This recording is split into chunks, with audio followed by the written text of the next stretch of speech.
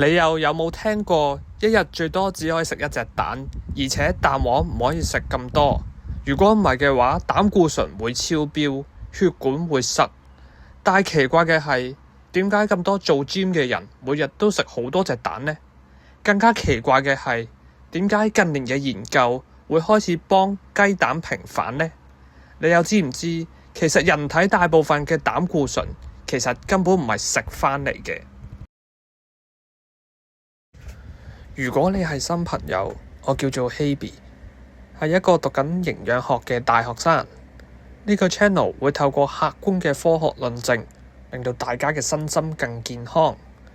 未訂閱嘅朋友可以先幫手撳個訂閱掣，再 send 埋俾親朋好友。我哋一齊踏上健康自由之路啦！首先，我哋要先釐清一個迷思：膽固醇並唔係唔好嘅嘢嚟嘅。你嘅細胞膜、荷爾蒙、維生素 D、大腦功能都需要膽固醇喎。而且人體大約7至8成嘅膽固醇都係由肝臟自己製造嘅。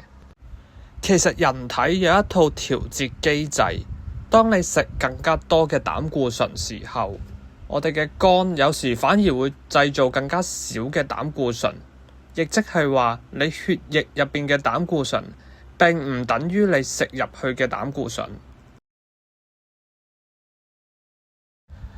如果係咁，點解雞蛋仲會俾人鬧咗幾十年呢？因為一隻雞蛋確實含有大量嘅膽固醇。過去好多人會諗，食得越多膽固醇，血液嘅膽固醇咪就越高咯。但係到咗2015年，美國飲食指南正式取消咗每日膽固醇不得超過300毫克嘅建議限制，因為越嚟越多研究開始發現，對大部分健康嘅人嚟講，飲食中嘅膽固醇可能影響並冇想象中咁大喎。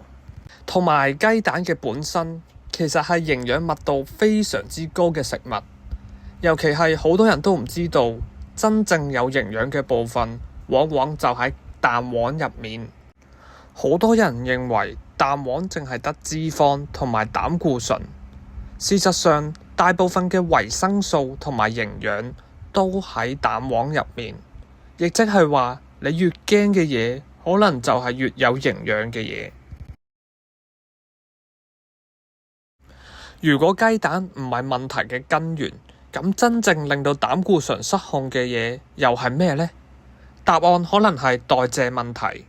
越嚟越多研究開始發現，真正影響心血管風險嘅，可能唔單止係總膽固醇、三酸甘油酯、胰島素抗阻、慢性發炎、代謝症候群，都可能同心血管有高度嘅相關。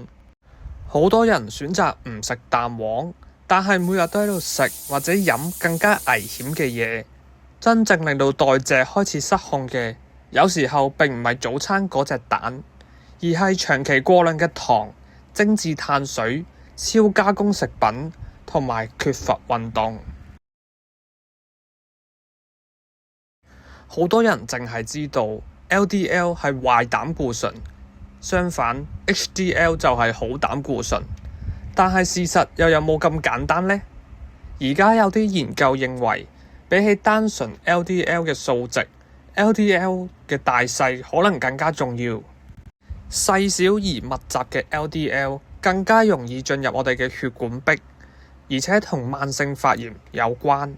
但係有時候真正傷害血管嘅唔單止係膽固醇本身，而係身體長期處於發炎狀態。